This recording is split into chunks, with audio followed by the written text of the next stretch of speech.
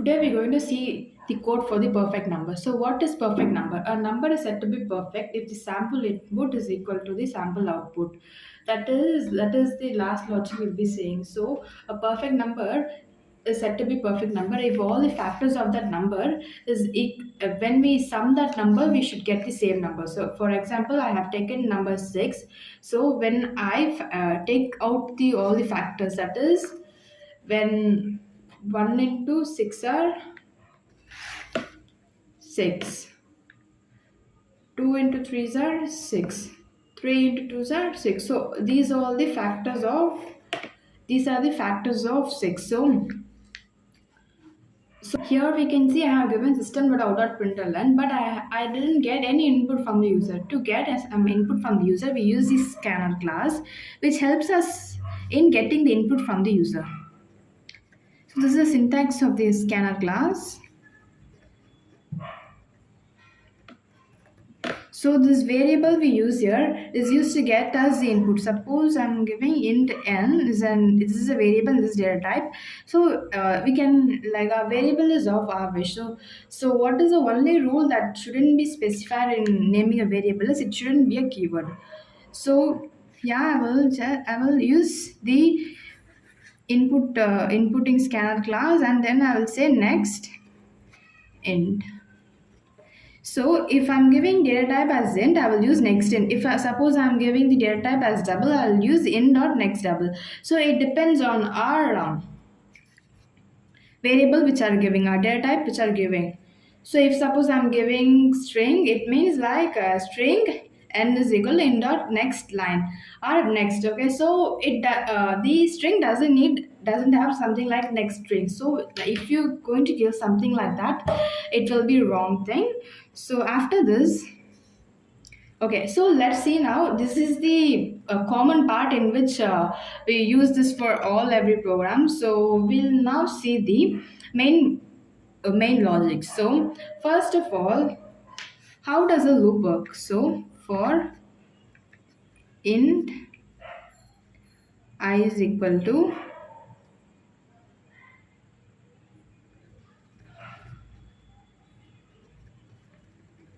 so I'm going to give a loop first of all. So let me say how this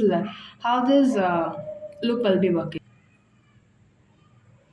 So suppose if I'm giving for int I is equal to 1, I less than is equal to n, I plus plus. If I'm going to give this, so suppose if I'm going to give n is equal to 1 or 5. Okay, so I'm initializing, I'm as a user, when I'm going to get the input from the user, I'm saying n is going to be 5. So how does this loop, and I'll be having the body of the loop. So body of the loop, it can be anything, something. For example, I'm giving system.out.println printer hi. Okay, hi. So how does this loop will work mean? So first it will check, we first it is saying, so int I is equal to 1. So I is equal to 1. Next it is saying 1 less than is equal to 5.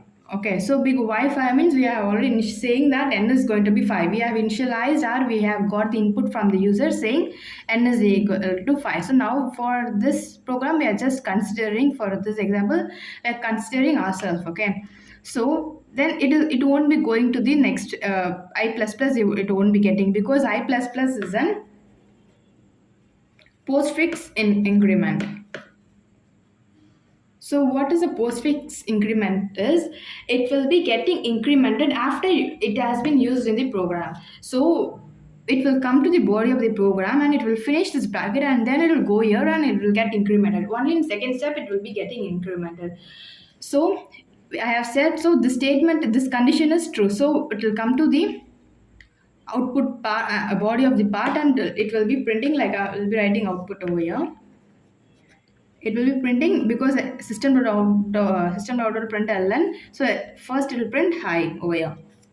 Next it will straight away go to this I plus plus part. So it will get, so first we having I is equal to 1, and now it is going to get incremented by 1. Okay, so now I will be 2. So now it will just say I is equal to 2 and 2 less than is equal to n. N is 5. So it will check whether it will see whether the statement is right or wrong. So 2 is less than is equal to n and the statement is right, we all know. So it will go into the body of the loop, and what we have in the body of the loop is, it is saying again we are going to print high in the next line. So it will going to print high in the next line, because we has be given ln, it is going to print high in the next line. So next it is going to keep repeating the same things till 5 less than is equal to 5. When I is equal to 5, it is going to say 5 less than is equal to 5. So it will going to print like third high, fourth high, fifth high. So when it will go into the body of the loop and print the fifth high, and when it comes to, it will again get incremented. Now I will be 6. So 6 less than is equal to 5. Is the statement right? So we have 6. Is 6 less than 5? No, 6 is greater than 5. So what will happen is the statement will close. So the statement will become false. So the loop will just stop over here. Stop. It will stop till 5, and we'll be having output as 5 highs. So that's how the loop will work. So what happened is, now we should just okay, for this finding the perfect number, I'm going to take each number out and divide by the number 6, a number the user given, and if that number is equal to 0, then it means it is a factor. Okay, if suppose for example I'll take 6 divided by 1, so this is 0. So this is going to be divisible of 6. Okay, so suppose for example I'll take 5. So 5 ones are 5. 1, it is giving me 1, so which means that it is not a divisible of 6. Sorry, so this will be not the divisible of 6. For example, I'll take 2 and 6. So 2 3s are 6, so 0. It means it is a divisible of 6. Sorry. So yeah. So for this, how I will write the code. So I will just, for int I is equal to 1, I less than n, I plus plus. So we will consider n is as 6. So I will say if the n divided by I is equal to 0,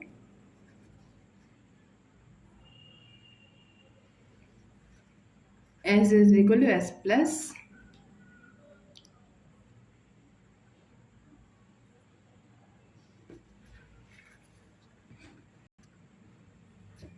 so this will be the logic for the perfect number. So why? Because int I is equal to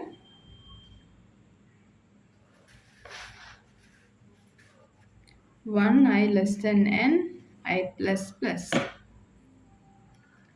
And if n divided by I is equal to 0, as I said you in the example, s is equal to s plus n, s plus I. As I said you in the example, so first, for example, I'm going to give n as 6. Okay, so it will take 1 as 6. So 1 6 as 6. It means 0. Okay, so now I should divide. Okay, so I am going to give this as a loop. So when I give this as a loop, first I will take 1, next I will take 2, next I will take 3. For that purpose, I have given the loop. Okay, so first it will going to take me 1 as I is equal to n. So now it will be dividing, by checking whether the statement is going to be 0. So whether it is a divisible of 0, 6. Sorry. If it is divisible of 6, it is going to give me 0. If it is not a divisible of 6, it won't give me 0. So that's the logic I'm using here. And we know that a perfect number should be, if I'm going to give 6 as a sample input, okay, I should add all of these divisible and I should get the answer as 6. So 1 plus 2 plus 3, which is equal to 6. Okay, so all of these factors I will just add, and after adding I should get 6. So that is called the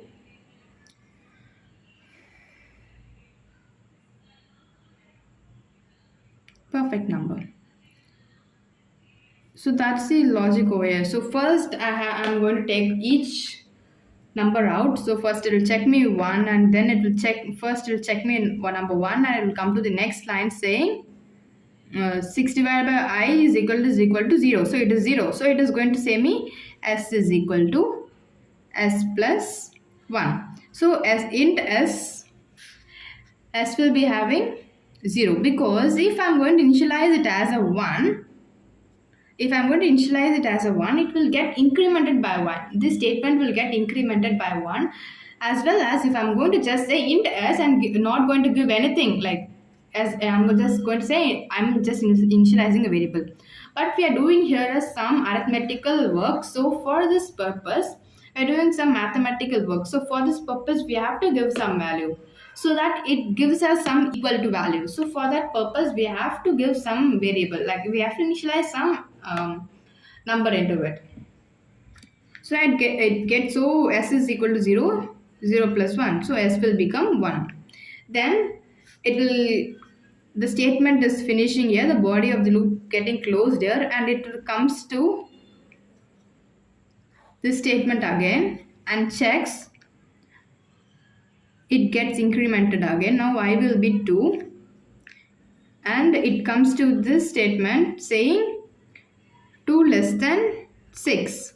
The answer is true, and comes to the, just because it is true, it comes to the next statement and checking whether that statement is true. So 6 modulus I 2 is equal to 0. So 2 6 2 3s are 6, so it is giving me 0. So this is a true statement. So it will come to the next part, which is s is equal to, already we have s as 1, so it will become 1 plus 2, which is 3. Now s is 3, and will get closed, and this will be getting incremented again, saying now I will be 3. So 3 less than n is 6. So this statement is right. So again it will come to the next statement saying, if statement saying if 6 divided by I is nothing but 3 is equal to 0. Now let us check whether 3 6 3 2s are 6, and yeah, the answer is 0. So it is going to come next statement saying s is equal to 3 plus 3, which is equal to 6. So it will come to the fourth loop. It will get I is equal to 4 and 4 less than 6. This statement will come. It will come to the next, will come to this if statement and check whether 4 divided by 6. So 4 2s are 8, 4 1s are 4, and we are getting remainder as 2, which is 0. And the statement is false. So it won't go to the, it don't add into the sum. Then it will get incremented by I is equal to 5. It will get incremented by 1, and I will be 5. So 5 less than 6. Two statements of, but 5 6 5 ones are 5. The statement is wrong. The condition will be wrong. So next it will check whether, I don't have place, so I'll write here. I is equal to 6. I is equal to 6 and 6 less than 6. No, it is wrong, because if less than, if I'm giving over here less than is equal to, then the statement will be right. But I am not giving, it should be less than 6, not equal to 6, or not less than or equal to 6. It should be less than 6. So this statement will be wrong, and the condition loop stops here. Okay, then it carries out the other part if you're going to give something like that. So it stops till here. So I'll write this thing over here.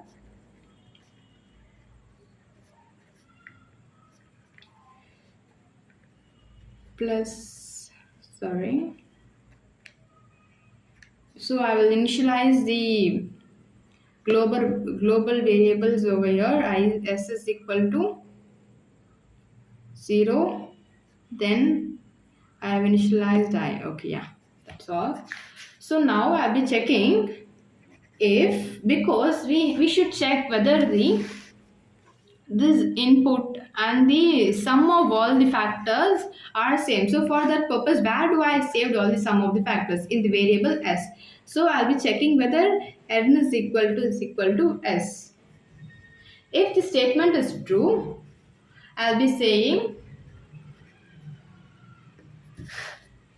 system.out.println,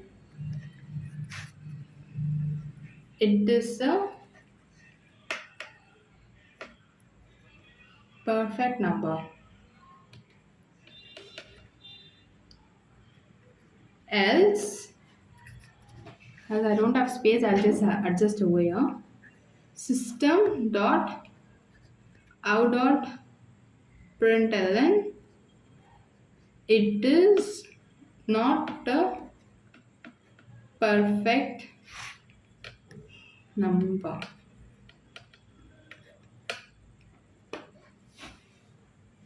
I don't know whether you can see. So I wrote here in my most ugliest handwriting.